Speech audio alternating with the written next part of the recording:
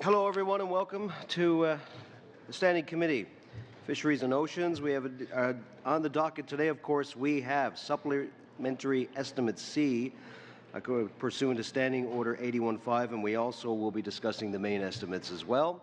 And I want to welcome our guests specific for this. Now, we have a long list of people here. I'm going to try to get through it. First of all, we have Department of Fisheries and Oceans, Catherine Blewett, Deputy Minister. We also have Tony Matson, Assistant Deputy Minister and Chief Financial Officer. Jeffrey Hutchinson, Commissioner of the Canadian Coast Guard. We also have Philippe Morel, Acting Senior Assistant Deputy Minister, Ecosystems and Fisheries Management. And certainly no stranger to this particular committee, Trevor Swertfagger has been here quite a bit over the past little while. Senior Assistant Deputy Minister, Ecosystems and Ocean Science. Sylvie Lapointe, Acting Assistant Deputy Minister, Ecosystems and Fisheries Management. We also have the MP for Burnaby North Seymour, who's also the new Parliamentary Secretary. Mr. Terry Beach is with us. And last, by no means least, returning to us once again, the Honourable Dominic LeBlanc, Minister of Fisheries and Oceans and Canadian Coast Guard. Now, the schedule today requires you to be here. You said you were going to be here for an hour, but I'm going to let you start with the news to the committee. There's a change in that, I believe. So, Minister, please proceed with your opening comments. Yeah, and the change is not I'm here for 15 minutes. So, Mr. Chair, thank you, colleagues. And I had mentioned, I know how important these meetings are, and I always want to be and will be available anytime I or my colleagues at the table that the chair generously introduced can be here. But I am happy to stay till 10:15 to stay for 90 minutes with my colleagues if it's the desire of the committee to answer questions. And if not, I'm also happy to come back at another moment. So I'm really in your hands, but we can extend that 1 hour by another half hour if that's the desire of members. But we can play it by ear, Mr. Chair. And as always, we're in good hands when we're in your hands. So I won't introduce my colleagues at the department. You, Mr. Chair, did that. Just to point out, and many of the professional women and men here who serve in our department you have met with before, and I continue to be inspired by their work every day that I have the privilege of working with them. But Terry Beach is new to his particular function. You know him as a colleague in the House of Commons, but I feel privileged to have a British Columbian and somebody of his experience and his insight working with me, and I was very happy when the Prime Minister made that decision. So, Terry, it's the first time we have a chance together to appear at a committee table like this, so I'm very happy to be here with Terry. And also Jeff Hutchinson, Mr. Chair, you referred to as the Commissioner of the Coast Guard, and this is his first appearance at a standing committee as the new Commissioner of the Canadian Coast Guard. The Prime Minister made that appointment. Prime Minister made that appointment some weeks ago. We lost a remarkable woman, Jody Thomas, who has gone to a role at the National Defence Department, where I'm sure she'll continue to serve in an extraordinary way. But we're very lucky that Jeff accepted the Prime Minister's offer and will be leading that critical national institution. And Jeff, it's the first time you and I have in your new role as Commissioner. He's got more gold, Mr. Chair, on the uniform, a few extra stripes. So it's the first time we've had to be together at this table, and I wanted just to highlight that. Mr. Chair, we are here, as you noted, to talk about estimates and supplementary estimates C. That's a fundamental part of the work of Parliament, so it's a privilege, and it's something that I take very seriously to be here. Before we talk a bit about Supplementary Estimate C and the main estimates, or obviously in the questions any issues that members would like to address, I want to thank you for your work you have done, particularly with respect to the review of the Fisheries Act. We have, and I know thousands and thousands of Canadians have, followed your work very closely. We obviously have your report. Under the rules, we have a certain number of days to provide a government response, but as I said to you the last time I was at this table, We recognize the urgency of moving properly but expeditiously. It is very much my hope that we will not take that full amount of time, so we are working diligently and expeditiously to respond to your recommendations in your report, and my commitment is to try and get back to you and to Parliament in a period of time that is significantly less than the time that the rules might prescribe, because it recognizes and validates, I think, the great work that all of you have done. I also note that you're going to be doing some work on marine protected areas, something again critical for us as a department and a government. So I look forward to and want to collaborate with you, and thank you for working on that. And I also note Pat Finnegan would be happy to see this. Your work on Atlantic salmon is in my province of New Brunswick critical, but across the region, in every province, including Quebec. And it's an issue that economically and from an ecosystems perspective has huge potential and huge concerns. So again, thank you for that work. We will take seriously your report and endeavor to carry on an ongoing dialogue. But I'm certainly very happy with the work that all of you have done. And for us as a department and as a government, it's hugely valuable, and I wanted to thank you at this table. Moi, je voulais parler surtout. Wanted to focus in particular on departmental spending, as I said in English. This is an essential activity of Parliament to be accountable for taxpayer money and spending. That's a responsibility as a department that we take very seriously. There are never enough resources to do everything that we would like to do to help Canadians. However, we have votes, allocations that have been voted on by Parliament, and we try to manage this money in the best interest of Canadians and to report to you formally on this. And it's a privilege to be able to report to you today.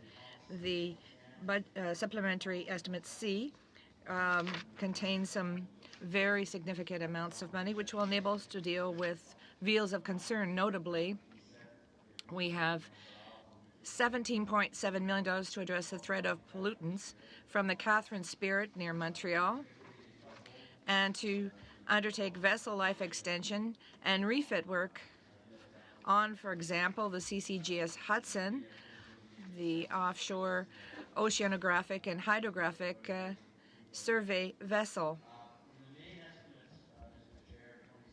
2018 main estimates.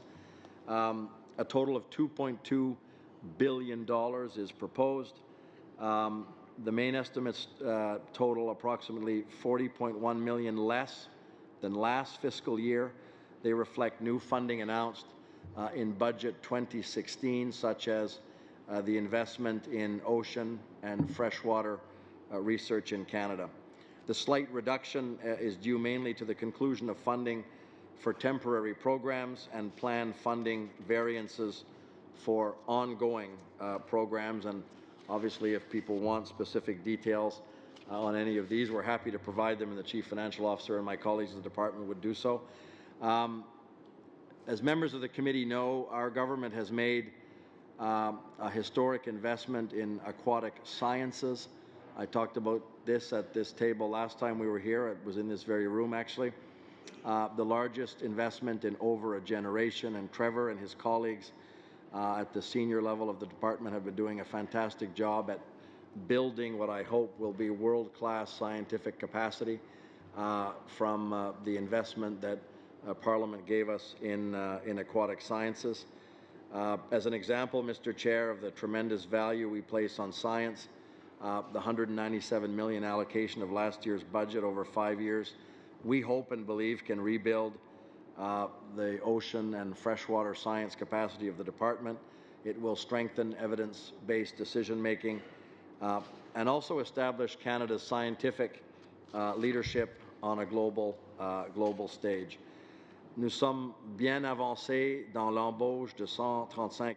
We're well into the process of hiring 135 new biologists, oceanographers, and other scientists. Their work will help us better understand Canada's aquatic ecosystems and what we can do to protect them. Reestablishing our capacity for science and research is going to serve all Canadians, because the more we understand our oceans and ecosystems, the better placed we are to protect them and create sustainable economic opportunities.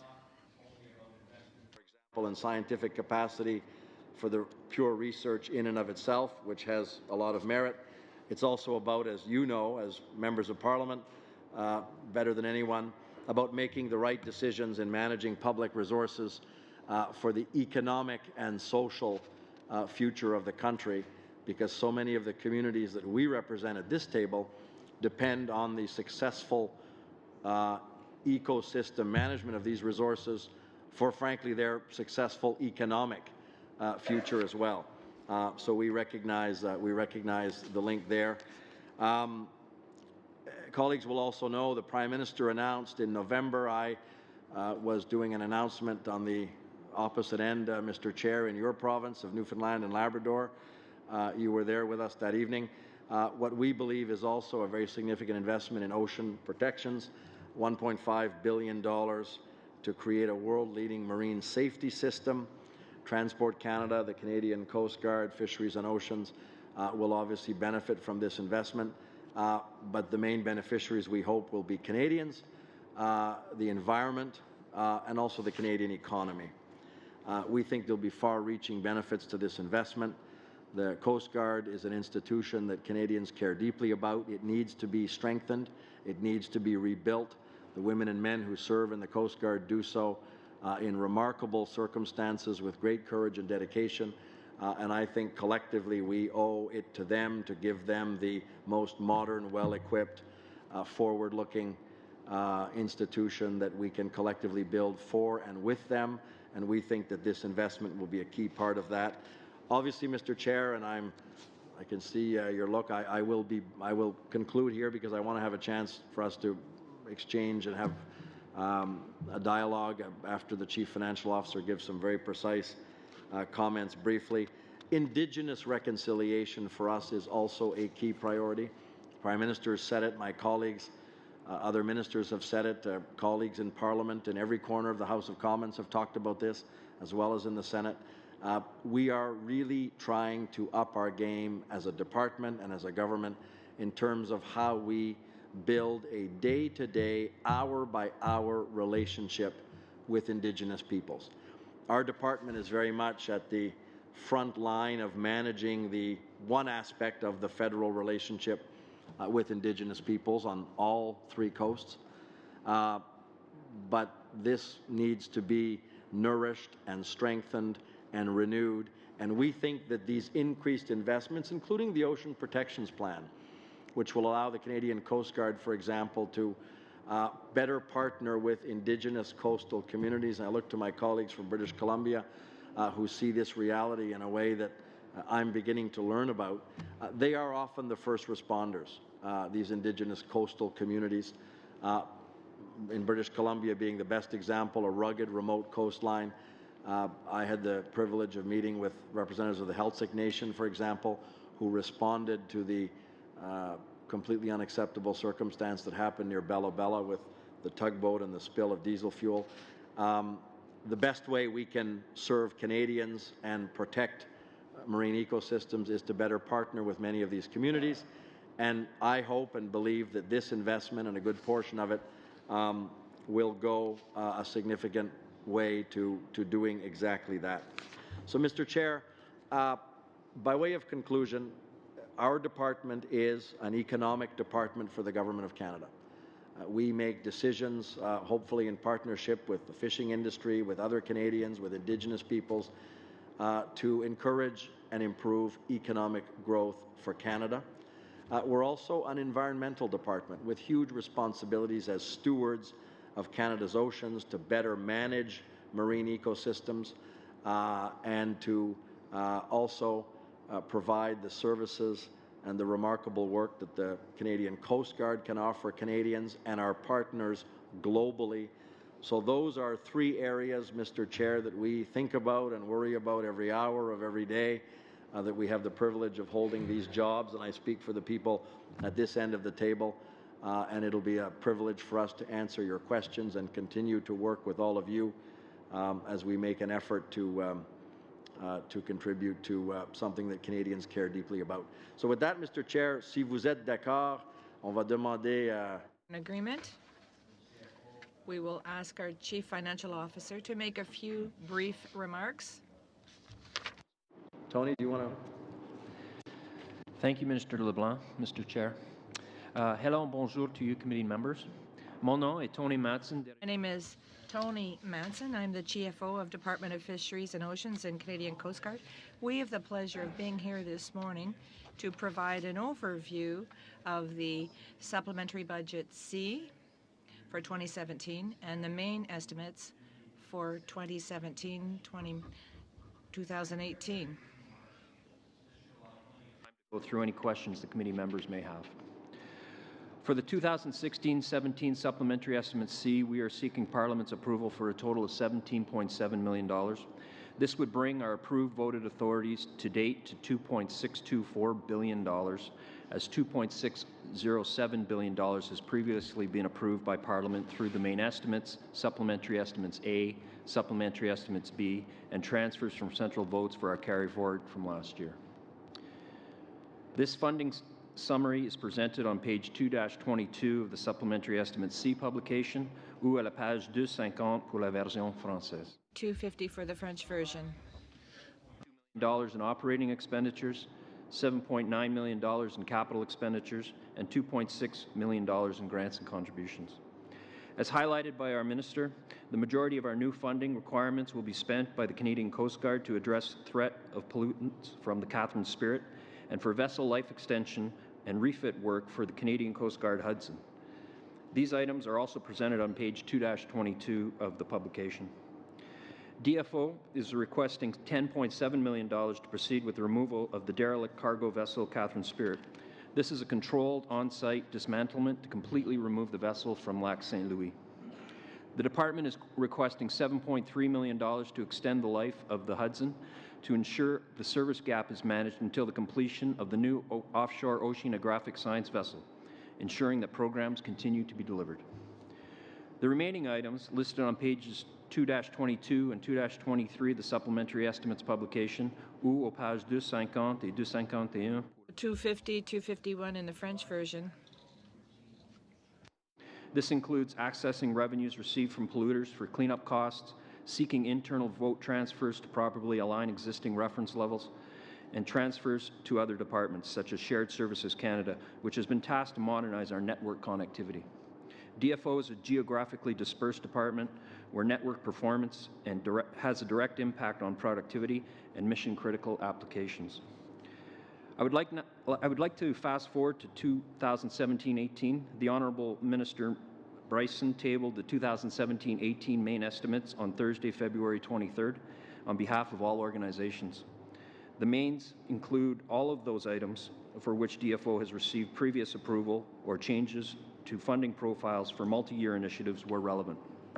In regards to numbers, we are seeking Parliament's approval for $2.081 billion. The breakdown of this amount is presented on page 98 of the publication, ou à la page 210 pour la version. Or page 210 in French. Approximately $1.3 billion. I would note that $749.5 million of that is for salaries. Under Vote 5, Capital, we are seeking $752 million. I would note that the majority of the funding of this capital funding is for limited one-time investments, and that only about $134 million of that is ongoing funding. For Vote 10, Grants and Contributions, we are seeking $71 million. The remaining amounts presented in our estimates are contributions for the department as a whole for employee benefits and the minister's salary and car allowance. They are presented for information purposes only, as they have their own separate enabling legislation. Considering our net decrease year over year is only about $40.1 million, I will highlight quickly a few adjustments that are part of the delta. L'augmentation la plus significative. It's an important increase, as pointed out by our minister, is related to announcements made in the budget for research in oceans and freshwater in Canada. $41.3 million have been included in this main estimates. Again, the threat of pollutants from the Catherine Spirit. $20 million is included in these main estimates to ensure the successful and complete removal of the derelict vessel from Lac St. Louis. Let me now shift to key examples of reduced funding profiles when compared to 2016-17. The largest decrease is a scheduled funding profile change of $43.6 million for the construction of 3 offshore fishery science vessels. In regards to infrastructure investments, at this point in time, there is $40 million less in our opening reference levels because of the successful completion of 2014 Federal Infrastructure Initiative. Funding related to the most recent budget 2016 announcement for further investments in maintaining and upgrading federal infrastructure assets is included in these main estimates and is, for the most part, progressing as planned. I would like to take this opportunity to thank you for allowing me to complement Mr. LeBlanc's opening remarks on our final supplementary estimates for this year and for main estimates for 2017-18. My colleagues and I would be happy to entertain any questions you may have. Mr. Chair, so thank you for allowing us to do that. And I saw your face as we talked about the Catherine Spirit.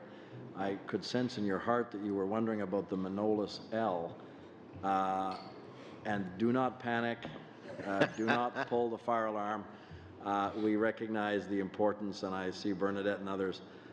We're using this as an example, and I'm happy to talk about it, but the whole issue of derelict vessels, but one of the critical ones is the Manolis L. And I don't want you to think that we have forgotten about that. A couple of weeks from now, my colleague, the Minister of Finance, may have something to say, and I hope that we're able to continue the work on that one. So I just preempted your question, and I didn't want you to look all disheveled for the next hour. So thank you, Mr. Chair. I didn't realize clairvoyancy was one of your best assets. Thank you for that. It's an answer to a question I have not asked, as you pointed out, but an answer that I truly, truly appreciate. As you know, I've been my own abandoned derelict vessel that is at the bottom of the ocean causing me problems, and I thank you for your intervention on that, and also to the Commissioner of the Coast Guard. Thank you. Moving right along, folks, we go to the question and answer session of what we normally do. We go to the government first for 7 minutes, then we go to the opposition, 7, and of course, then finally to the NDP. First, we're going to turn to Ken McDonald's for 7 minutes, sir. Thank you, Mr. Chair, and I'll be sharing my time with my colleague, MP Pat Finnegan. So I'm sure you'll watch the clock for us. And thank you, Minister, again for appearing before committee. I think between yourself now and the former Minister, this makes the 4th time that the Minister has appeared before this committee, which I think is unprecedented for any department thus far into our term of office. So thank you. First question, and again I'll use a term I guess that others have used. If I could get precise and short answers, I'd appreciate it, so as I can get through as many questions as possible. I'm sure you're good at that. The first question... It will also be reflective of the questions, right? The length of the answer will be reflective of the length of the question, too, Ken. And when you talk about length, the comment about the Manolis L, the chair grew 6 inches when you made that comment. So, first off... He can't ask questions about shrimp. You see that? We've skated him off the ice on the shrimp issue. We're on television, ladies and gentlemen, just as a reminder. Thank you very much. First, Mr. Minister, I'd like to ask you, and we've heard quite a bit of it recently about aquatic invasive species. I was wondering what the government is doing to combat the rise of aquatic invasive species, more specifically the Asian carp in the St. Lawrence River and the Great Lakes. Sure. So thank you. And we recognize, and I've said this to colleagues in the House of Commons, the importance of aquatic invasive species. The Asian carp has come up in Parliament a number of times. It represents a very significant threat and challenge. We know that investing in science is part of the answer. It's not a perfect answer, because to understand and anticipate what these invasive species mean and can do and the threat they represent is only part of the answer. We also need to make investments in infrastructure and other methods that will in fact reduce and or eliminate the threat. Mr. Chair, through you to Ken, provinces have a key role to play. in this. We have been very encouraged by our discussions with the province of Ontario, with the province of Quebec. I spoke with the Manitoba minister also with respect to Lake Winnipeg. They will work with us and are anxious, frankly, to partner with us because they recognize the impact this can have on their fisheries as well. The other thing that is of considerable importance for us is to work with the United States. They have made over the years historic investments, particularly obviously in the Great Lakes context, but as you noted, Ken, the St. Lawrence system is hugely impacted by this. So we will continue to work with the United States. I'm hoping that we're in a position to announce increased investments in multilateral or binational organizations like the Great Lakes Fisheries Commission, and working with a number of governors from the Great Lakes states who also have, frankly, very innovative and very forward-looking research solutions that not only monitor but counter the effects of invasive species. It's all hands on deck for us, but we're prepared to allocate additional resources, and the Government of Ontario, frankly, has been one of our best partners in this. The minister and I issued a statement recently that talked about our commitment to work together on this, and we will be there dans la mesure du possible with what is possible financially, because we recognize the priority that this has for the long-term economic and environmental viability of so many ecosystems. Thank you. Second question, and you referenced it in your comments as well, with regards to the Fisheries Act review. And of course, you mentioned that that piece of paper document is in your hands now, or in the department's hands. What is the government's next step towards implementing changes to the Act and reinforcing the loss protections in 2012? So again, thank you, through you, Mr. Chair. Ken, thank you for the question, but thank you for the work that you have collectively done. Right now, we are going through every one of the recommendations, obviously, and preparing a detailed, and I hope you'll find compelling, response to the recommendations. But at the same time, and on a parallel track, we're also working in terms of consulting with provincial partners. Now that we have the benefit of your report, the provinces and Indigenous groups will have, from our perspective, a key role to play in offering advice and guidance as we ultimately prepare government legislation. I will go to Cabinet to get the authority to introduce government legislation. I hope and believe you'll find, based on a lot of the work you did as a committee, and then that legislation will ultimately go through the normal legislative process. I hope I'll be back at this table to discuss it with you. And it will be drafted in a way that if this committee and the Senate have suggestions of better ways to do it, we will be open, as we always should be, to amendments and suggestions of how we can get this right. So we're going to proceed expeditiously. It's a mandate requirement that the Prime Minister gave me.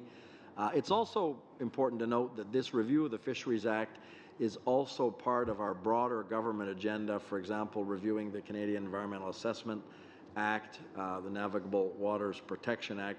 We have different reviews going on across the government. I seem to be the first one out of the gate, thanks to your work, in terms of the Fisheries Act, but we're going to be expeditious and rigorous and look forward to a continued interaction with all of you as we prepare government legislation. Have I ragged the puck on your question, Pat? Go ahead. Merci, Monsieur le Ministre. Merci d'être ici avec nous. Thank you for coming here. It's always a pleasure to hear from you. And you are my southern neighbor in my province. I don't have much time. I'd like to focus on owner-operators, the whole issue of owner-operators. We didn't discuss this matter in the report because it went beyond the scope of the report, but on the East Coast, I know it's different from the West Coast, but this is an accepted practice. The fisher has the license and owns the catch, And Christian Brun, who was with the Fishermen's Union, was really pushing for this with the support of the regional fishers, because there's always a threat that the license could be transferred to someone else.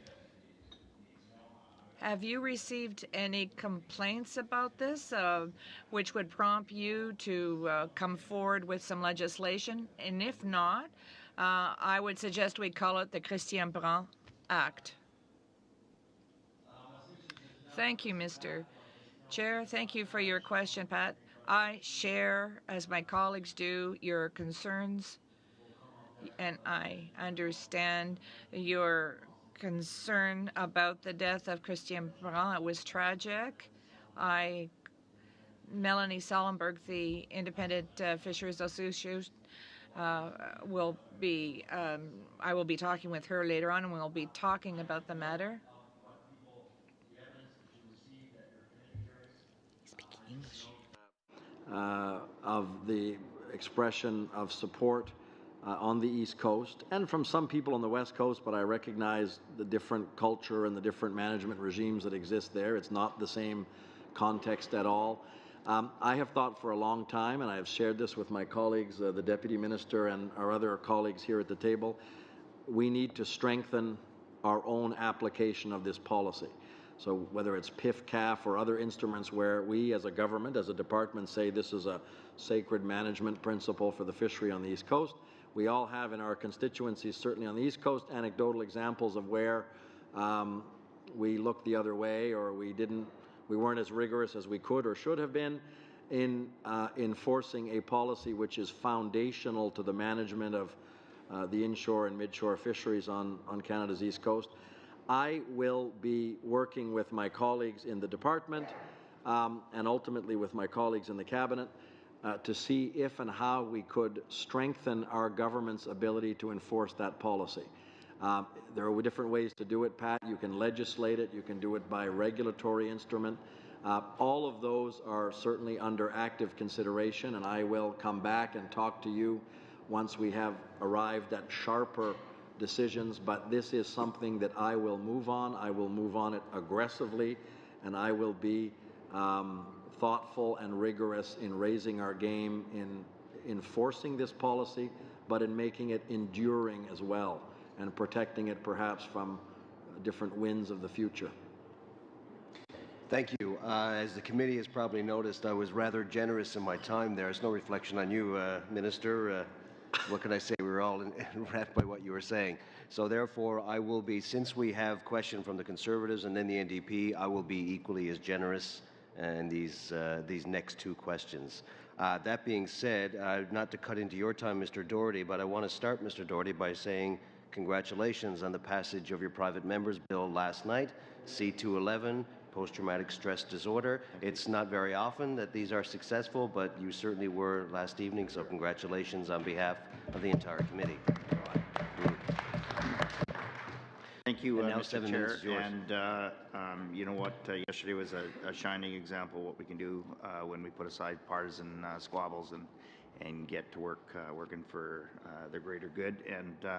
But now the heavy lifting begins, and I look forward to working with our government partners on that. With that being said, Mr. Chair, I hope you'll give me just an extra minute while not under our purview and not the responsibility of any of our witnesses that are here today or our guests that are here today. Canada lost one of our serving members yesterday. Master Corporal Alfred Barr died during a training accident in Wednesday. He was with the 435 Transport and Rescue Squadron based in Winnipeg in search and rescue as a search and rescue technician. I know that Canadians from coast to coast to coast to coast are watching today, and I think we'd be remiss if we didn't mention that. And our thoughts and our prayers go out to him and his family, or his family and his friends. So with that, I just wanted to make that mention. Mr. Minister, thank you for being here today. I want to focus my comments and my questions on the marine protected areas, as you mentioned in your opening speech. The government is committed to increasing the proportion of Canada's marine protected areas fairly aggressively. We've heard testimony previously that there are aggressive targets, 5% by 2017, 10% by 2020. I have a few questions. When number one is when marine protected areas are designated and regulated, do they apply to everyone? I suppose, and thank you for the question, colleague. And by the way, I add my voice to your comments with respect to the tragic passing of the SARTEC. These are remarkable women and men who do unbelievable things. So I think it was appropriate to acknowledge that sad news. But thank you for the question. Do they apply to everyone and all concerned? It would depend on how they're drafted, right? There are a number of ways and a number of measures that can collectively constitute a marine protected area. So I'm not trying to weasel out of your question. They could, and in some cases may, apply to everyone, but in a number of other cases, based on scientific evidence and a complete transparency in terms of what that means, there perhaps are some people who would be less impacted or who would see a marine protected area Minister, apply to them differently. I appreciate the comment. Would it be fair to say that you would acknowledge that it would have marine protected areas, the designation of marine protected areas could have a economic impact on the coastal communities and Indigenous and otherwise, as well as commercial, that would be impacted by those areas? I see where your line of questioning is going. So, again, we are conscious we will and are determined to meet the targets, as you noted, but we're conscious that they can and sometimes have an economic displacement. At all times, any government would want to maintain that to the most modest level, the most minimum level. Has that economic impact been studied? It will be studied at each time one of these things is done. It will be, and it's a collaborative process, Mr. Chair, in the sense that the consultations that happen with the fishing industry, with Indigenous groups, with provinces, one of the main things that we discuss is exactly that.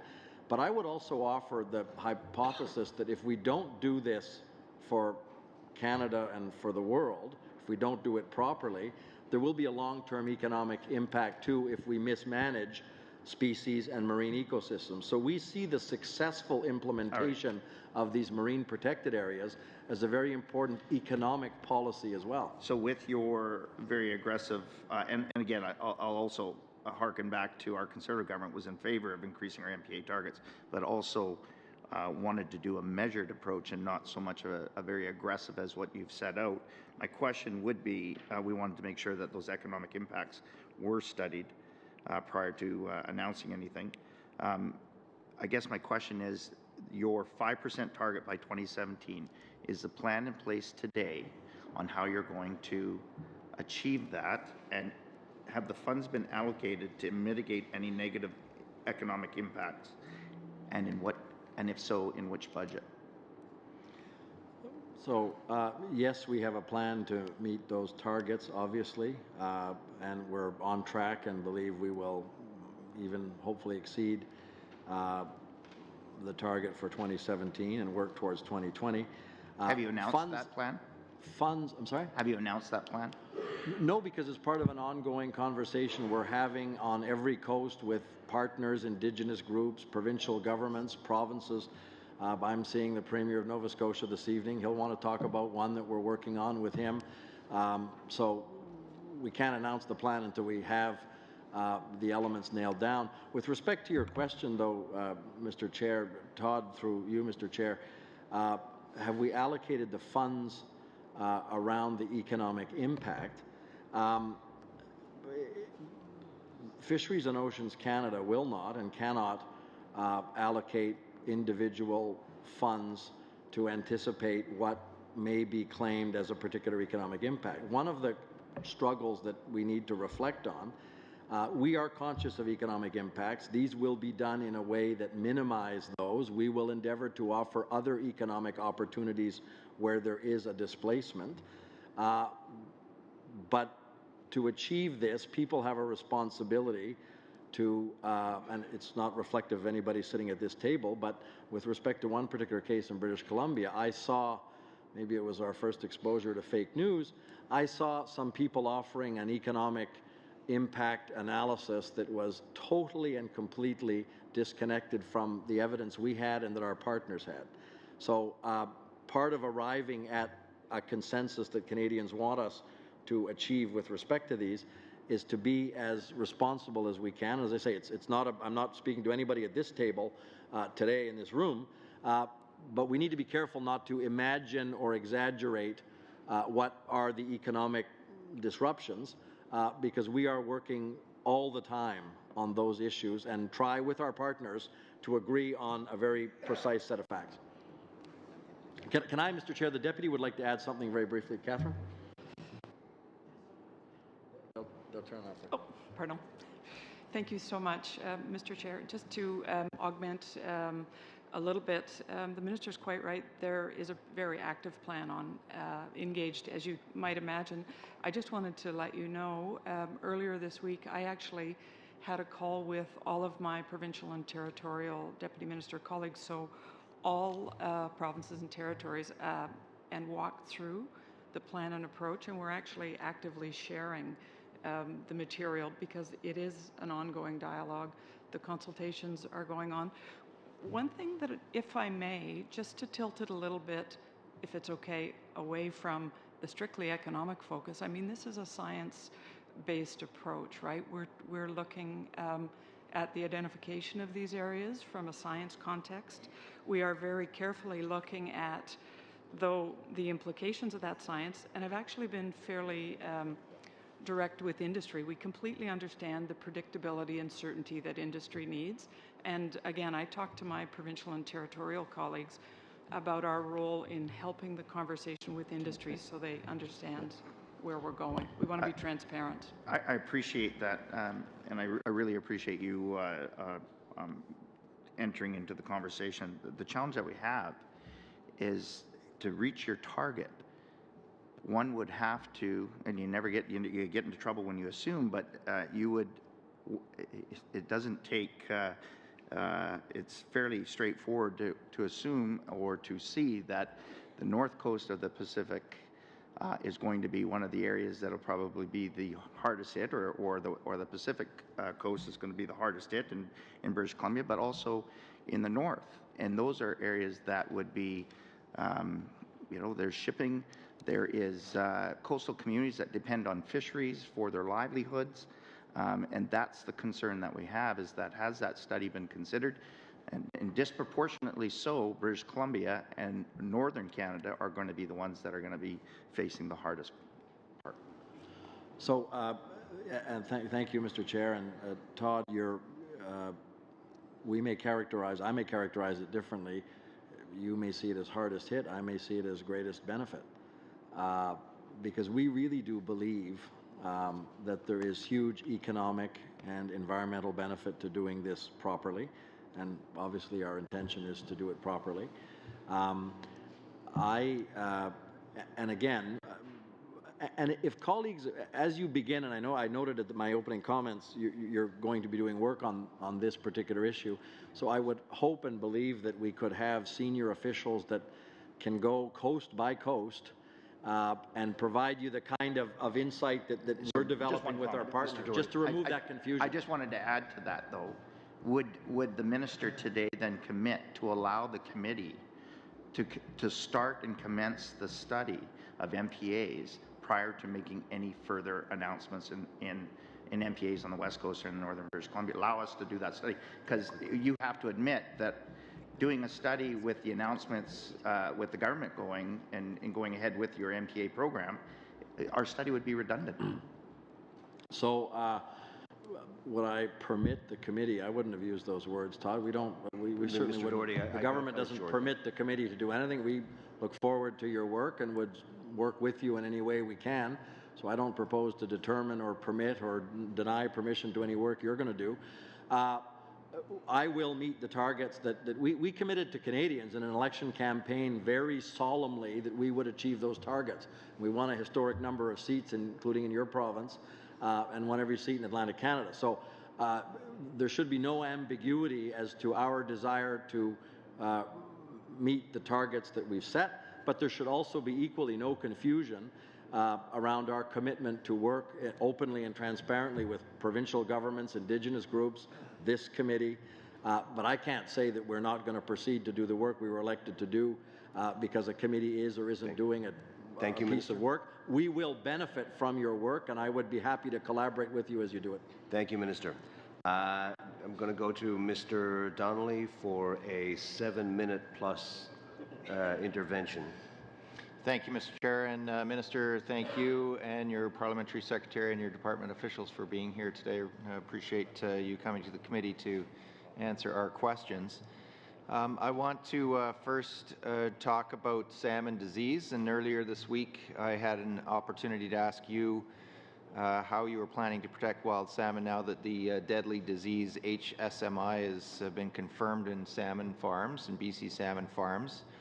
Minister, you responded, and I quote, the member knows that we believe that middle-class economic opportunities on both coasts depend on aquaculture and wild fisheries, and we think the two can coexist safely together, unquote. And the Cohen Commission and numerous studies, including a recent study and a study published in Marine Policy, concluded BC salmon farms present greater than minimal risk of serious harm to wild salmon due to the transfer of sea lice and disease. Both these studies confirm the findings. So I have a few questions for you. Do you really believe that wild fisheries and aquaculture can coexist safely when the science has proven time and time again that they can't? And what is your plan to protect wild Pacific salmon, the wild Pacific salmon industry from this deadly disease that has the potential to destroy not only farmed salmon, but the wild salmon economy? And will you heed the advice of salmon advocates like Alexander Morton and scientists like Dr. Christy Miller, who are asking that this research team be allowed to continue their important work? And do you agree that they must do this work and it must be continued in the interest of all Canadians? So thank you, Mr. Chair, and thank you, Finn, for your questions. I'll offer a few brief comments, and then I think Terry wants to add something, but Trevor is in the best position to provide for you and for the committee specific answers with respect to the actual scientific, the disease concerns you raised in the House of Commons. I still do believe that you asked if I believe that wild fisheries and aquaculture can coexist safely. My view is yes. Some people disagree with that. I respect that and understand that. That is not our position. That's not certainly the position of our government. But we recognize that for every scientific voice that raises concerns, we need to double down and do the research in a transparent and open way, accessible to Canadians, to ensure that the protections and the measures in place are in fact effective. I note some of the scientific advice or comments you referred to. We also have others that have a different perspective. So we'll continue to be guided by the best scientific advice that we can get and share it with Canadians. But I do believe fundamentally that middle-class economic growth depends on successfully managing both aquaculture. Over 50% of the fish and seafood consumed in the world comes from farmed operations, is farmed fish. It comes from aquaculture. So we need to do it in the best way possible. We need to be global leaders in doing this safely. We can be inspired by the work of other countries that have, frankly, done, in our view, a good job at this. So we'll continue to do that and be transparent and open and make changes as we need to ensure that we're reaching that level of safety and rigor that Canadians expect. With respect to Ms. Morton herself, there's an ongoing litigation piece, so that's yet unresolved, so I don't want to comment specifically on her views or her specific issue, but I recognize that she represents a perspective that's shared by many others. Terry?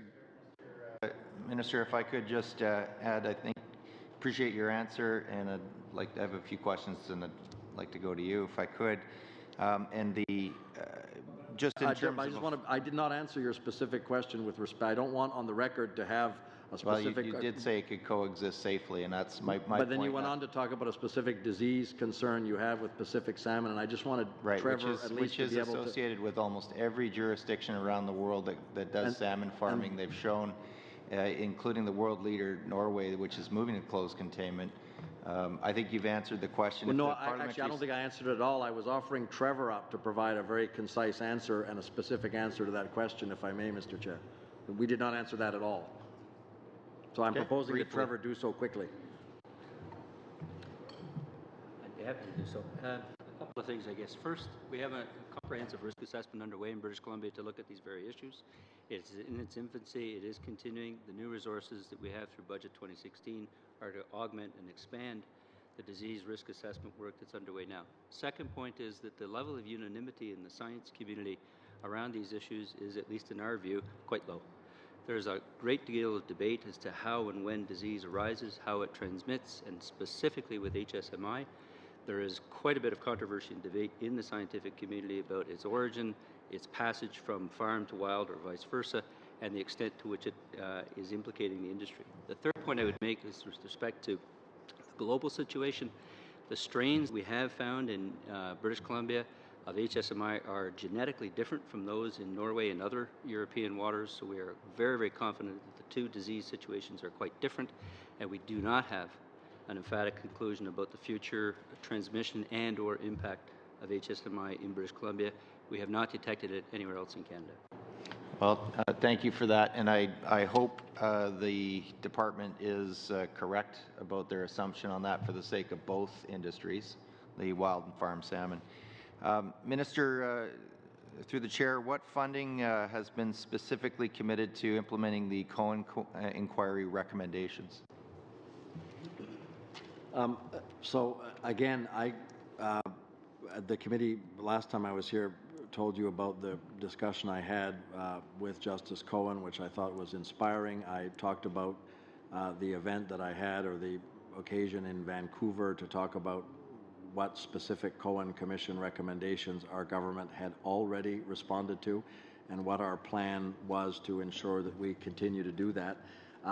In terms of the specific funding elements around different Cohen Commission recommendations, I'll offer a brief comment, and Trevor or somebody else might perhaps be able to delineate it more sharply than I can.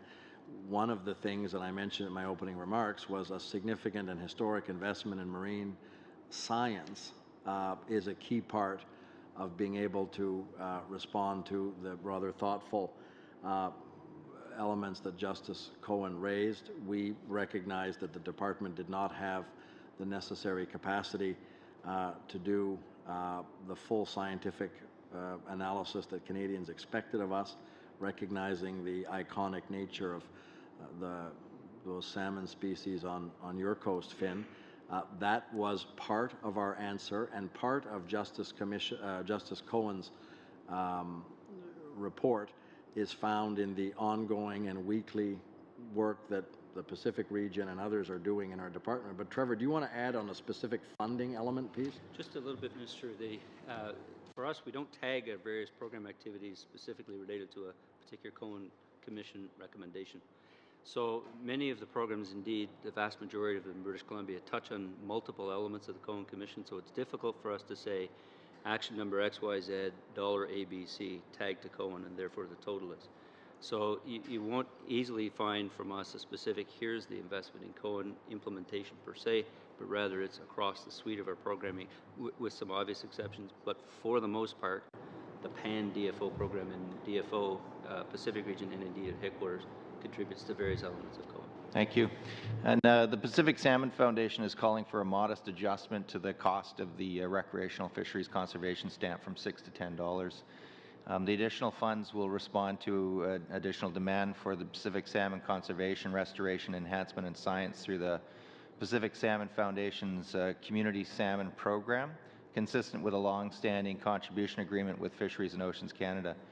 So, Minister, I ask if you support the Pacific Salmon Foundation's call for an adjustment to the cost of the recreational fisheries conservation stamp from $6 to $10, And I'd just like to ask another question as well, and preface it with some work that the Pacific Salmon Foundation is doing, and they have proposed a renewed commitment to the community-based salmon conservation, restoration, enhancement, and science, supported by the Pacific Salmon Endowment Fund, an independent nonprofit, and these funds would be allocated to the following activities of the Pacific Salmon Foundation, which would enable collaborative science and restoration with DFO and others to preserve and restore vulnerable coastal marine ecosystems. I'm going to have to ask you to hurry this up, please. Okay. Related to the Oceans Protection Plan, work with First Nations, the Yukon River Chinook, and work with the provincial government on the Water Sustainability Act. So will you commit to an investment of $30 million in the Pacific Salmon Endowment Fund? So Two questions. there's a number of questions, and they're very good questions, Mr. Chair. I have met with representatives of the Pacific Salmon Foundation. I share your view. They do great work. These are a group of remarkable Canadians and partners, in fact, from other countries that contribute in a phenomenal way. I find it inspiring when they come and ask us to raise a user fee. The conservation stamp is, I think, an inspirational or a very creative and positive instrument that has, for a very modest amount of money, done a lot of great work. I personally would love to be able to find a way to raise it to $10. It is more complicated than that because it's caught in things like the User Fee Act, which was passed in a previous parliament. There are issues around federal government revenues and the Consolidated Revenue Fund. So again, I'm not trying to be evasive at all, Finn. I totally get and share the benefit of that, but I am working with my colleagues and groups like the Treasury Board to find the best way to do that.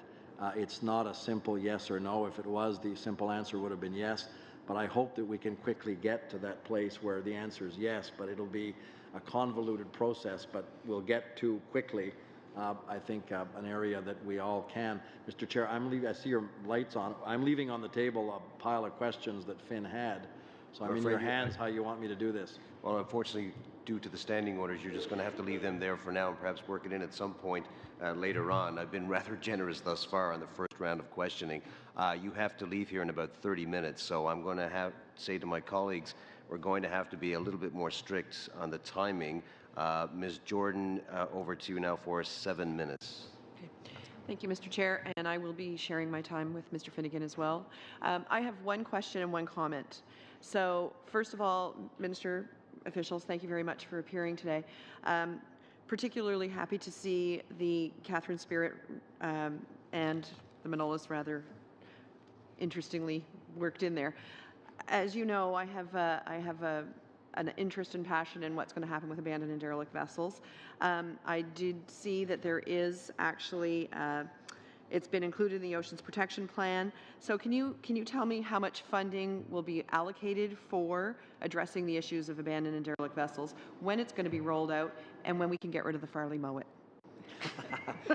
Yeah, thank you, Mr. Chair, and thank you, Bernadette. I had the experience of seeing the Farley Mowat in your community with you last summer. If you ever need a reminder of why this is a problem in so many communities, that is one of the gruesome ones that Shelburne is facing. So I share and understand your passion on this. I salute your work in Parliament on this issue. I know my colleague, the Minister of Transport, shares my view that your interventions and your work have been hugely constructive. They frankly convinced us in the Ocean Protections Plan that the Prime Minister announced last fall to really try and up our game with respect to this scourge that affects so many communities and represents such an environmental and in some cases navigational concern. The Ocean Protections Plan will allocate some funding. We have not yet had the actual Treasury Board approval for the specific amounts of money. Once we have that, and it's coming soon, it's not months away, once that is completed, we'll be in a position to offer much more precise information. Suffice it to say that we will be taking our responsibility within the funding that we have to deal with the most critical issues. But more importantly, and perhaps in terms of looking ahead, Minister Garneau and I will be looking at legislative changes that will require, if we all say and believe that the polluter pay principle is fundamental to many of these conversations, it does seem strange that you can't abandon your car on a four-lane highway in New Brunswick, take the license plates off and just say, look, I don't need that car anymore, or it doesn't have any value, it's too expensive to tow it, and just ditch it in some in some shoulder of a highway. I don't know why people get away with doing that in rivers and lakes and marine ecosystems at the extent they have. It's a global problem, but we think that the owners of these vessels have to be held to account and have to pay the bill. Canadian taxpayers can't fund every single one of these, in many cases existing for decades. This is a problem that's horrible that we got to after many years of abusive practice on behalf of the owners of these vessels. So we're going to be doing two things. We're going to be dealing with the most urgent ones in the best way we can, and recognizing that public funds can be part of that solution. I'd be happy to provide details as we have them. But more importantly, we're looking at changing both the legislation and the authority of Transport Canada and the Canadian Coast Guard to hold people to account at the time where these horrible incidents are created, and not try and look 10, 20, 30 years out. Oh, geez, that's a problem, isn't it? And then the taxpayers are on the hook for a huge amount of money, because that is unsustainable. I don't know, Jeff or somebody, if you want to add something specific on that. Good morning, Mr. Chair, committee members. I'll just pause for a moment and thank you for the very warm welcome earlier this morning, and tell you that it is an honor to be in this position. To add to what the Minister has said, I would simply add the point that the work to move that legislative piece forward is ongoing. I wouldn't want anyone to leave the room thinking that that's a future piece of work. We have people working on it. We're sitting at the table with justice drafters as we speak. Where there are issues that come up, I get myself involved personally to resolve them. We're moving this expeditiously. And if we face a challenge in doing it, it's really to ensure that we have comprehensive coverage and that we're ambitious in the scope rather than restrained. Because as the Minister's already referred to, it's a national problem, it's an international problem, and we want to have the tool set that will allow us to deal with it most effectively when that legislation is passed. Okay. So I'm just going to make a quick comment, and then I'm going to pass it to Pat. Small craft harbors are extremely important in my riding. There was a great investment last year. I hope that you recognize that these harbors are economic drivers in small communities, and that you will continue to fund small craft harbors and wharves. That's my comment on small craft harbors, but I am going to turn it over to Mr. Finnegan. Thank you, Bernadette, and thank you again, Mr. Minister. Je pourrais pas passer l'occasion de I would be remiss if I didn't talk about the Atlantic salmon. In my region, we're facing what I would call almost a crisis. We have an industry that's suffering. And over the past 2 years, we've had this catch and release program, and a lot of people in my community find that it's not generating the benefits that we thought it would, particularly with respect to krill.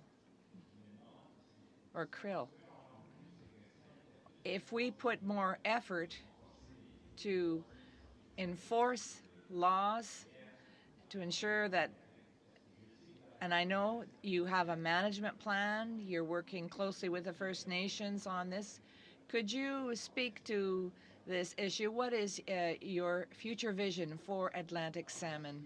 Thank you, Mr. Chair, and thank you, Pat. I completely share your concerns with respect to the investments in small craft harbors and wharves. We're going to continue prioritizing such investments. But with respect to the Atlantic salmon, I understand the economic and cultural importance of this, particularly for your region in the Miramichi River. And I understand the importance that the New Brunswick government how important this is for the New Brunswick government. We've done scientific studies on for the 2016 year. We're still waiting to get the scientific data from this study. We will continue communicating with Aboriginal communities and stakeholders groupers. The province of New Brunswick has a special interest in this. I'd like to salute you, Pat, for the tireless work that you do in order to optimize the opportunities that are yielded by this salmon for our province. And if colleagues here around the table have any suggestions, we haven't yet finalized the management plan for 2017, so if you, Pat, or other colleagues have any suggestions, we would be delighted to hear from you. We do acknowledge the importance of this issue, and we will invest. And over the next few days, I will be making some announcements about possible investments in order to increase the economic importance of fishing in fishing Atlantic salmon recreationally. And we will have good news, and we will have good years ahead of us, and we're working on that. Thank you, Mr. Minister. And I'll turn the floor over to Mr. Sopek for 5 minutes. Fisheries Act review that we did, I'd like to make a couple of comments.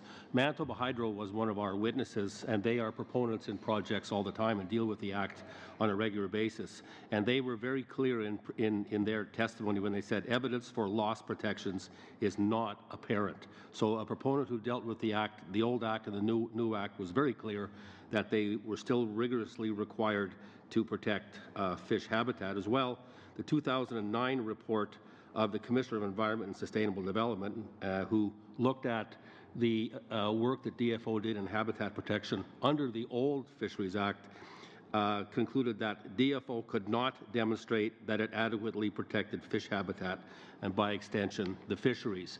One question we asked many of our witnesses was that, can you prove any damage to fish populations as a result of the changes that were made to the Act in 2012, and not a single person could provide any quantitative estimates other than mere opinions. Having said that, the exercise of reviewing the Act was a very positive one for me and all of us on this side. I think we worked well together with all parties.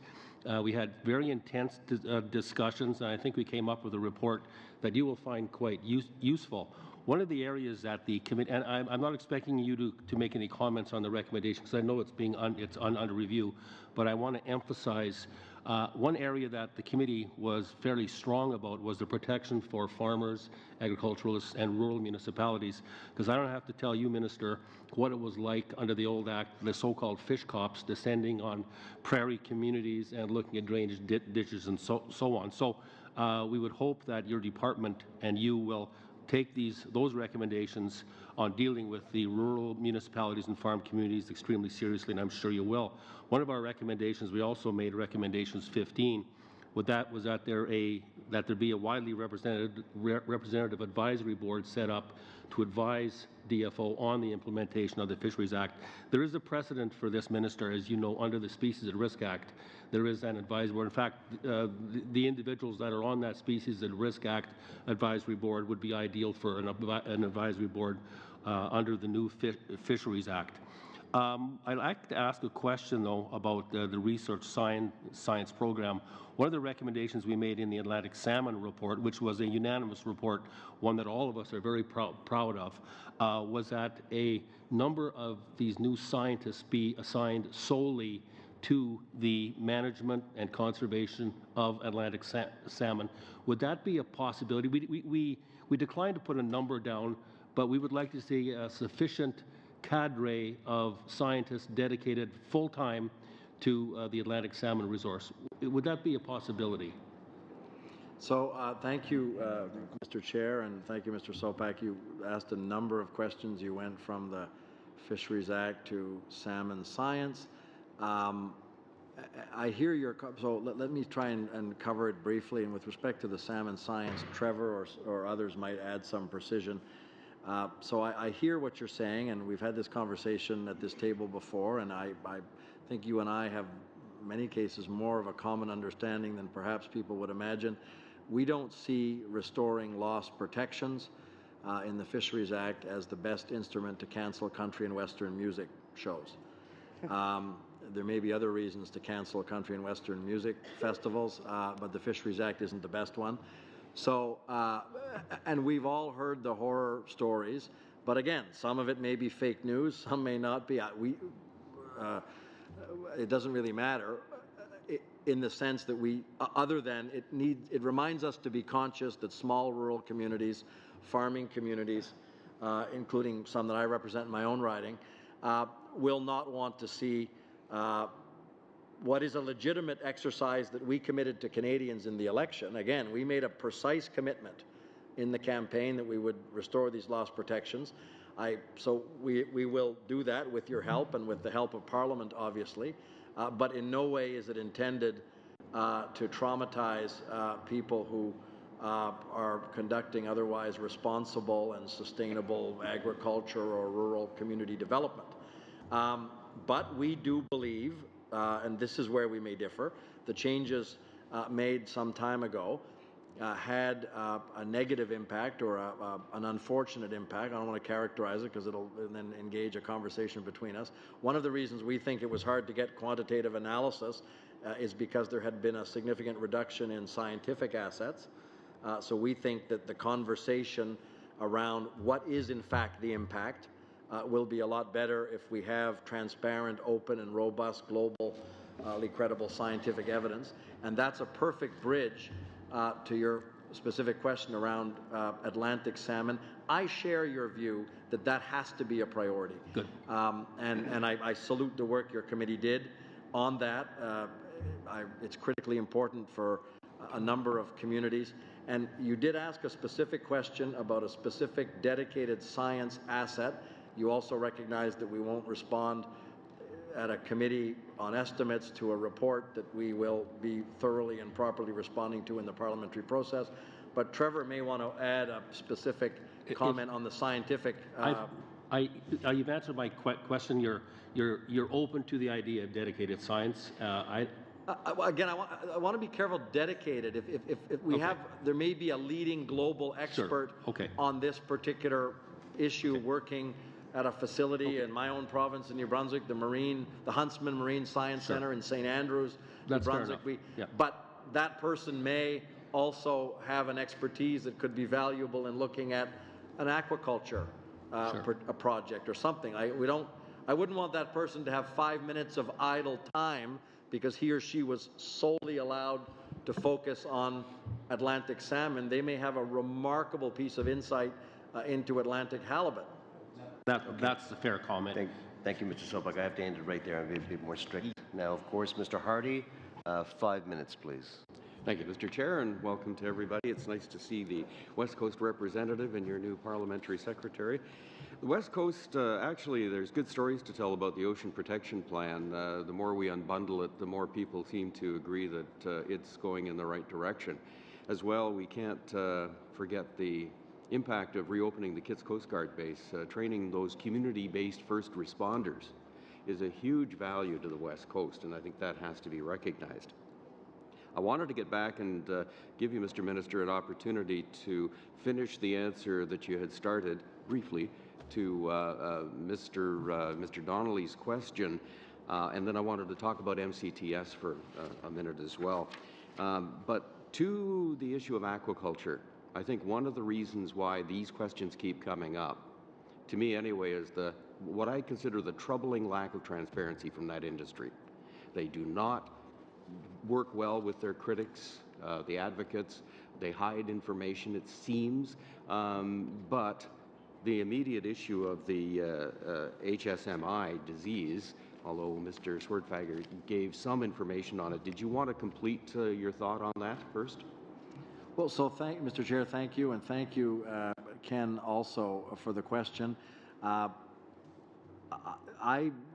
think that one of the challenges we're having in getting a broader consensus around the coexistence of aquaculture with wild fish stocks is exactly what you identified, is we can find anecdotal examples of particular operators that perhaps were seen to have or believed to have not been transparent or open, or there's a claim that some particular group or person did something, and that's never flushed out publicly in terms of what are the facts. And the lack of transparency or the resistance to transparency becomes a proof point for those that assert other particular circumstances. So I share your view. We can work with them, and I have instructed our department to be absolutely rigorous in enforcing and applying, obviously, the rules and the regulations and the conditions of these licenses, but in compelling those operators to be open and transparent with Canadians around these issues. So I share your view. I know that Terry wanted to add something with respect to the aquaculture piece, Mr. Chair. So Ken, if you don't mind, I'd ask Terry to add a particular piece, and then we can get back to MCTS if we can. Hello, committee. It's a pleasure to be here in my new role, and certainly, Ken, I won't take too much of your time away from the minister. I would just like to say that in meeting with each of you personally, it's been fantastic. Not only in my legislative role, but in supporting the minister, I have a personal mantra, which is politics is for elections, and I think there's a lot of good work that we can do together.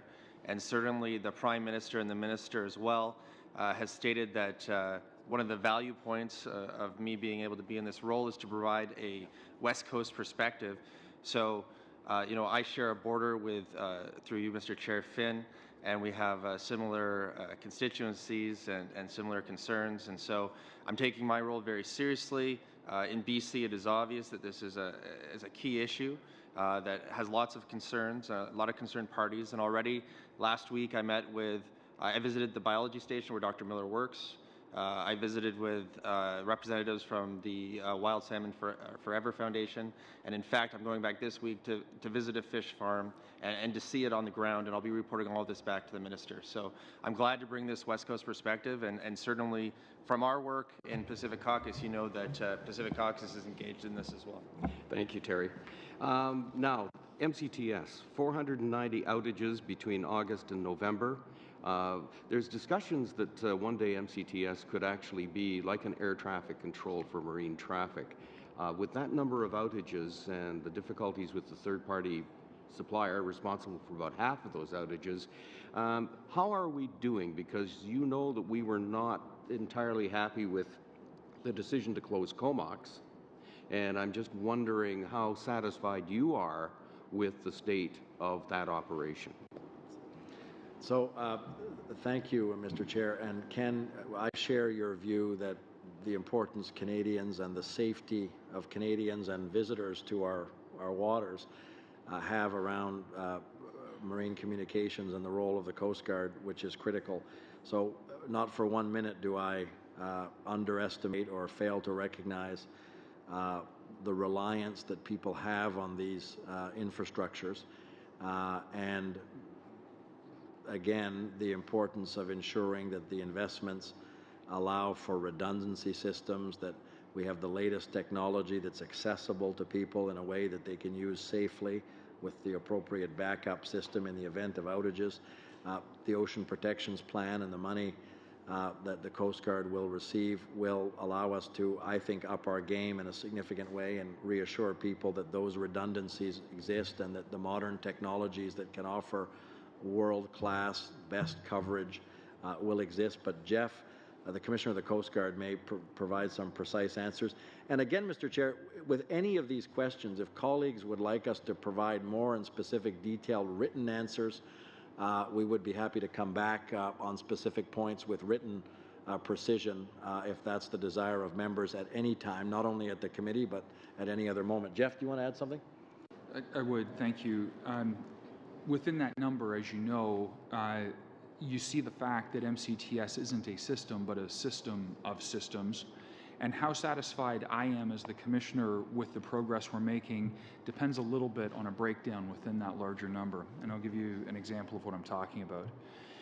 I think on the pieces, the technology that was consolidated, the trend line is moving in the right direction. It's moving fairly quickly. So the number of Problems that we had with that system last summer versus in the fall fell by about 70%. I think that's the right direction.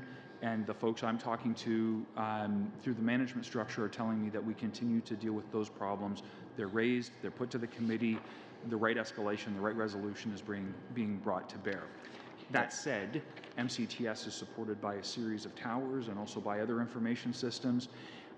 Within the OPP, you'll recall that the Prime Minister announced a reduction in the number of blackouts. He was referring to some of the investments that can be put into the other parts of that system. And when we're talking about towers or AIS, the way ships often communicate with each other, and a move from sort of radio-based to satellite-based AIS, I think that those systems are imperative if we're going to be talking about our place in a world standard, a world stage, cutting edge. Sorry, Mr. Hudson, I have to cut you off right there. We have time for one more question for the Minister. We will continue after that with the officials, if that's the wish of the committee. I'm seeing that is the wish, so we'll carry on with that. Mr. Arnold, we're for 5 minutes-ish. Thank you, Mr. Chair, because I'm trying to keep you honest on your questioning time here. So it's a lot more than that, probably. So no, I appreciate the minister and his secretary, plus all the staff for being here today. I want to get back to the question that came from Mr. Doherty beside me here on the MPAs, and would you be willing to slow down the process to make sure that those MPAs weren't negatively impacting other sectors and so on?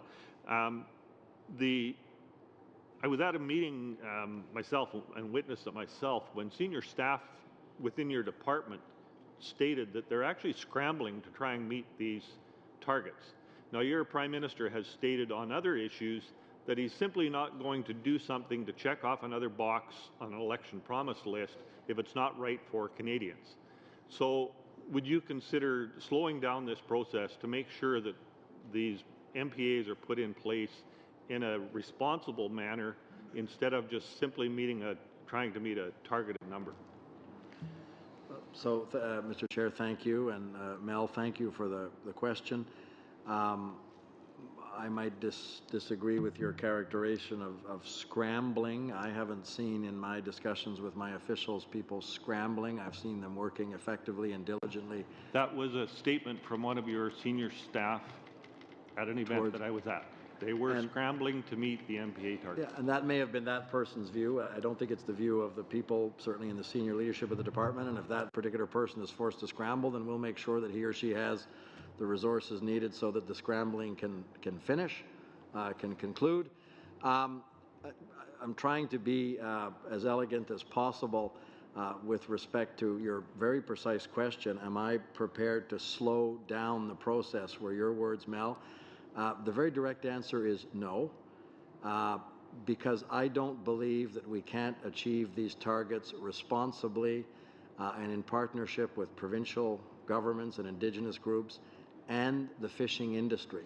If I thought that there was a way that we could not responsibly and properly achieve these targets in the environmental and economic interest of Canadians, I would then go to the Prime Minister with the unhappy moment of telling him that I didn't think that I should or could keep one of the commitments we made to Canadians. That is not my position now. I think we can and will keep these commitments, and the Prime Minister is enthusiastic by the work we've done so far. Thank you for that, but simply stating no, you're not willing to slow it down, I think that states something pretty clearly here. But I want, Mr. Chair, I want the record to. I get the tactic of coming back and putting the words in my mouth with the characterization. Excuse me, Minister. I'd like to move on to the next question. The only point is the reason I said no is because we have a different characterization of how we would arrive at that process. Chair. Ladies and gentlemen, colleagues, I'm going to ask that we put some decorum back into the questioning. I'm very flexible on time. I'm also very flexible on the way we conduct ourselves within the time that we are giving. I am asking the questioner to get to his point, but I'm also asking him to be diligent. He's not in a rush. There is no need to, pardon my using this word, but there's no need to scramble. You do have several minutes left, and I don't think scrambling is necessary, so let's try to keep this at an even keel, if we may. Thank you. Thank you, Mr. Chair. I believe the question has been answered. I'd like to move on to the next question. There was a Government of Canada webpage providing information for Indigenous Canadians interested in participation in the consultation sessions on the Fisheries Act review. And a quote from that, Fisheries and Oceans Canada and Transport Canada representatives will be available to consult directly with Indigenous organizations, groups and communities to seek their views to inform the committee's work. Further on, the Indigenous people were invited and funded to participate in the government's consultation sessions on the Fisheries Act review, and were told that their input would inform the committee's work in reviewing the Fisheries Act. Minister, DFO officials did not deliver the input from these consultation sessions to the committee for the review of the Fisheries Act. Do you know why this is? So again, thank you, Mr. Chair, and thank you, Mel, for the question. The Deputy Minister just informed me with respect to your previous question. We have apparently an email from the Deputy Minister from your province thanking us for the diligent work we're doing and commending the department on the work we're doing around marine protected areas. We'd be happy to share that with you and the committee if it's of interest.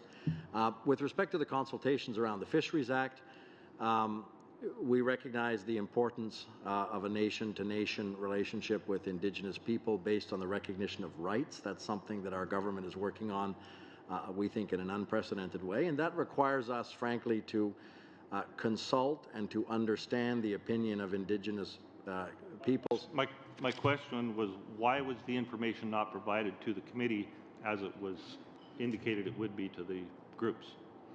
So. And time is of the essence here, I see from my timer. Because yeah, and I wouldn't want anybody to scramble. So we are receiving in real time, Mr. Chair, hundreds and thousands of interventions and thoughtful contributions from people, not only from Indigenous communities, but Canadians across the country.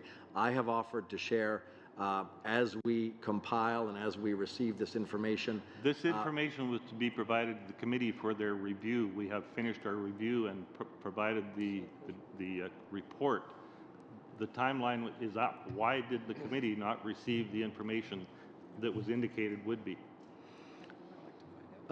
Again, the deputy said to me, if in fact there was a commitment to receive the information that we had in a way that could properly be presented to your committee, because again, it's important to receive emails on a website or to have somebody's working notes from a meeting. Common practice would be not to turn that over to a parliamentary committee until it was in the appropriate form for you to receive it. But I would be happy to look into the specific circumstance you've provided, Mel. The deputy said the same thing. I want to maintain a very collegial and transparent relationship with this committee, so if there was some confusion either around what we committed to doing or a failure on our part to deliver a commitment, not only will we regret that and apologize for it, we'd be happy to correct it to ensure it doesn't happen again. Thank you, Mr. Arnold. Thank you. I appreciate it. And Minister, thank you very much. Parliamentary Secretary as well. No questions from you, Mr. Chair. I think you answered my first question, and if memory serves, I don't even think I asked it. Nevertheless, and kudos to you, sir, for preempting my question, and I appreciate your answer at the beginning. So that being said, we thank you for your time, generous. You gave us 90 minutes, and appreciate that. Parliamentary Secretary as well. We're going to have to ask that the officials to stay around because we do have 30 minutes left. We're going to go to our next questioner shortly, but in the meantime, would you like to sum up with a few comments, Minister? I won't sum up, Mr. Chair, because I wouldn't want to waste your time in summarizing the comments that I thought, hopefully constructively offered your committee. I just want to say thank you. It's a privilege to be here. Many of you have been friends of mine for a long time. Many of you have become new friends of mine. This is an industry and a subject that I care deeply about, as I know all of you do, and a chance to work with you constructively in the interest of Canadians is something that's a privilege. So, Mr. Chair, I am always available and enthusiastic to come back at a time where you and your colleagues see fit. I hope between now and June we can have a chance to interact on a number of other subjects, on your reports or any other matter that's of interest to you. My colleagues, as I said, I am going to literally meet the Canadian Independent Fish Harvesters. Melanie Sonnenberg is waiting in my office with her colleagues on the 4th floor upstairs. So I will be excusing myself. They have been waiting 15 minutes already. But the officials and the parliamentary secretary are happy to stay for the next 30 minutes if we can provide additional insight. And at any time, Mr. Chair, if you or your colleagues would like specific written information or something the department can provide, not only for your work as a committee, but for your work as members of Parliament in your constituencies, it would be a privilege to get you that information. Alors, merci beaucoup, et j'ai hâte à revenir au moment où vous trouverez. So thank you very much, and I'd be happy to come back at an appropriate time. Thank you for your time. We're going to take a break for just a minute or so, and then we'll come back with Mr. Morrissey and our officials who remain. Thank you.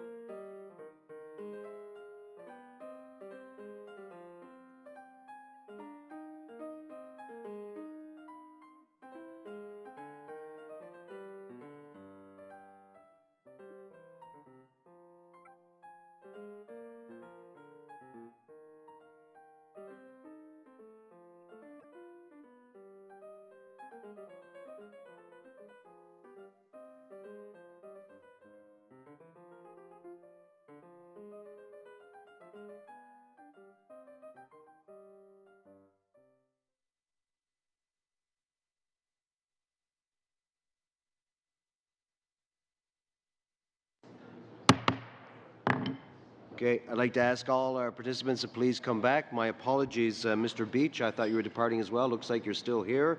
And I'm not saying that as a negative note. I'm saying that as a very positive thing. It's great to still have you here. Okay, so I get everyone to come back. Appreciate that. Thank you very much. Now, we're moving right along on our schedule. We're going to Mr. Morrissey for 5 minutes. Mr. Morrissey, go ahead for 5. Thank you, Chair. I would like to return to a question that was earlier asked by my colleague, and it relates to small craft harbors. There's a decrease of $64 million in the estimates. Could you elaborate? Who could elaborate on that a bit more? Briefly, because I have some other questions and I have 5 minutes. Well, somebody. With respect to small craft harbors specifically, or with respect to the Federal Infrastructure Initiative, we are our funding for the Federal Infrastructure Initiative has gone down, but that's only reflective of the fact that our funding for FII 1 is expired, and we're now into FII 2. With respect to small craft harbors, the funding has gone down slightly between the two initiatives, but there is ongoing funding for small craft harbors. Okay, one of the issues that I hear from regional managers in small craft harbors is that the maintenance allocation of their budget has not increased in years and years and years, which obviously is doing less and less and less. Could one of you speak to that? Do you think it's adequate? Obviously, as a parliamentarian, I do not think the funds dedicated to small craft harbors maintenance is adequate. It's not even keeping up with the cost, and it's leading to significant increases in capital repairs when they finally have money to do it. I could certainly start with that, and we can get into some more specific numbers. Obviously, there was a long period of neglect that went into individual small craft harbors, and there was a need for a major investment. There isn't enough funds, of course, to fit that need. However, there is a very specific method under which the department prioritizes how these funds are utilized between demonstrating need, the productivity of the harbor, and then, of course, any risk to structural integrity. But in terms of any of the numbers questions, I'll certainly throw it to the department. Okay. Focus on the maintenance side, which is it's been at a similar amount now for years and years. Okay, while you're thinking about that, then obviously you do not have the answer. My question then is, you have it? Okay. Yeah, sure. With respect to maintenance specifically, we do have a budget set aside, and we do recognize that more investment is required in small craft harbors, and that's reflected in the infrastructure funding that was provided. We received some $288 million over the last 2 years out of FII1, and we received an additional $148 million for 2016-17 and 17-18. And that reflects the fact that with respect to our base budgets, this is temporary funding. With respect to our base budgets, there is additional funding required if you wanted to maintain what we would call an adequate refresh cycle of our small craft harbors. But so how much of that money is going to be addressed to increasing the maintenance portion of small craft harbors budgets? Okay, I can do. So the A-base budget of the program is $95 million. But every year since the last 5 years, we receive money from infrastructure, from a budget that do support not only the creation of new small craft harbor. All the money that we receive from the FII1 or FII2 are dedicated to renew or restore existing harbor, or divest in some cases. So there's no decrease in the investment of maintenance. It's the full money is either used in new facilities in the same harbor, so if there's an increase of the need for fishery industry, or to renew some aspect or renovate some aspect of the harbor. Okay, but I just want to leave on the record, I do feel that small craft harbors under DFO should be looking at the maintenance part of the budget and increasing it. I have a question. Some port authorities have told me that in the past government, and I won't attach it to any particular government, but have had a habit of announcing projects years out, announcing them over and over again, and the money didn't show up for years and years down the road. And the money was never spent. It left the illusion that there was major investments going into small craft harbors, when in reality it did not occur. So the money that is now allocated to small craft harbors on a yearly basis, is any of it carried forward, or is all appropriated within that year and utilized within the year? And if it cannot be, how is it managed on a go-forward basis? So we spend 100% of the money, or we plan to spend 100% of the money that we receive from the A-base budget, but also for the FI initiatives. It happens sometime that because of weather, contracting issues, that some of the projects have to be delayed for a very small portion to another year to be spent. But the budget of the small craft harbor program is spent at 100% of what we plan every year, and usually the difference between what we plan at the beginning of the year and the end of the year is less than 1% of difference. And the reason is we can reallocate between projects to make sure that we spend all the money that is allocated to us. Thank you, Mr. Morel. Thank you, Mr. Morrissey. I want to go now to Mr. Donnelly for 3 minutes on a day that I'm feeling rather generous, so go ahead. Thank you, Mr. Chair, and Parliamentary Secretary, thanks for being here. And during the last federal election, the Liberals committed to support the independence of our Atlantic inshore fisheries by committing to the fleet separation owner-operator policies under the policy for preserving the independence of the inshore fleet in Canada's Atlantic fisheries, or PIFCAF, and ensure that any remaining controlling agreements are investigated thoroughly to bring into account any who may be undermining the principles of PIFCAF. And I'm just wondering when the government is going to deliver on this promise to fishermen to eliminate controlling agreements in the Atlantic fishery. Well, thank you for raising this question, and certainly it was something that the minister addressed earlier. The PIFCAF regime is a reflection that our government recognizes that small boat independent owner-operators are really the backbone of fisheries and coastal communities on Canada's east coast. One of the things that I've discovered actually in this new role is the fundamental differences that occur and how the different regimes are set up between the west coast of our country and the east coast. I think that there is certainly a commitment by the minister and this government to ensure that the principles of PIFCAF are upheld. And I'm happy to go into any further details on that, on any specific question that you might have. Well, the specific was just when are you going to address the controlling agreements? That's the concern that they have. But I have a short time to ask questions, so I want to get in a second question on First Nation co-management. And again, in the election, the Liberals promised to do a better job of co-managing our oceans by working with Indigenous peoples. So I have a couple of questions. Will you include guiding principles of reconciliation that allow for and promote consent-based shared decision-making processes, example of co-management or co-governance with First Nations, that have the flexibility to reconcile pre-existing sovereignty and First Nations jurisdictions authority in the Fisheries Act? And then a second question, if there's time, is do you recognize the First Nations' right to commercial trade and barter opportunities under the Fisheries Act? So it's my understanding, and thank you very much for the question, reconciliation is something that I personally am quite interested in working on, certainly working with you as well as other members of this committee.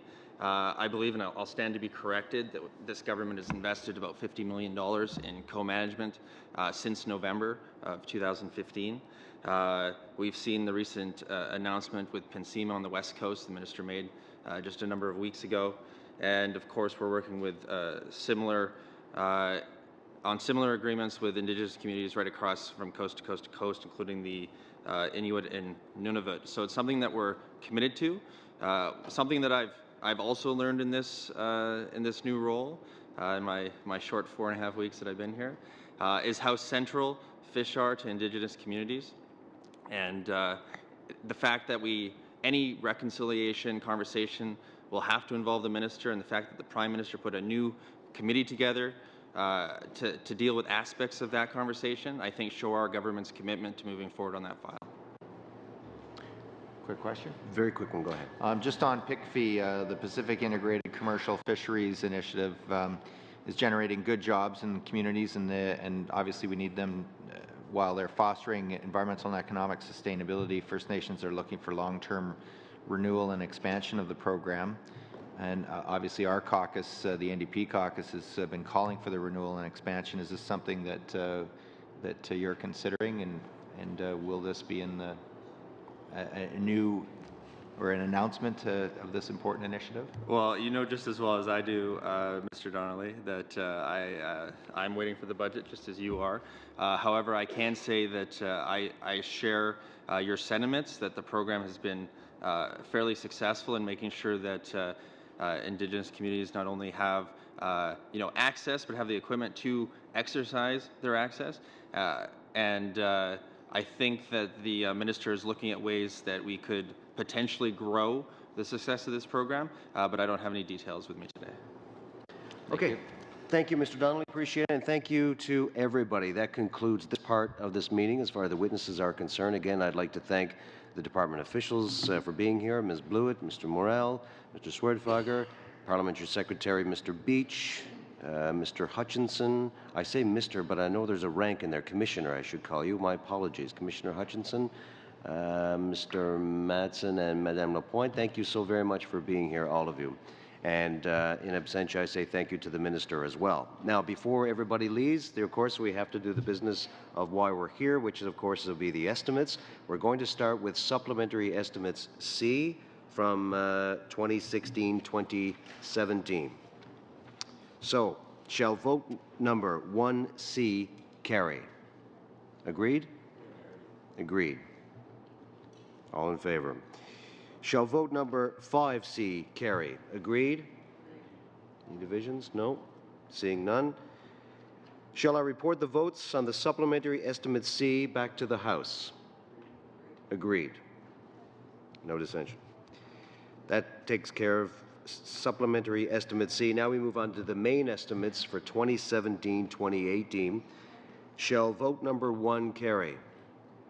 Agreed? Shall vote number 5 carry? Agreed. And shall vote number 10 carry? Agreed. Seeing no dissension. Shall I report the votes on the main estimates 2017-2018 back to the House? Agreed. So will be done at the earliest possible moment, which will likely be for tomorrow. Once again, committee, thank you so very much for this, and again, thank you for our parliamentary secretary and officials at DFO. And that concludes. Meeting adjourned.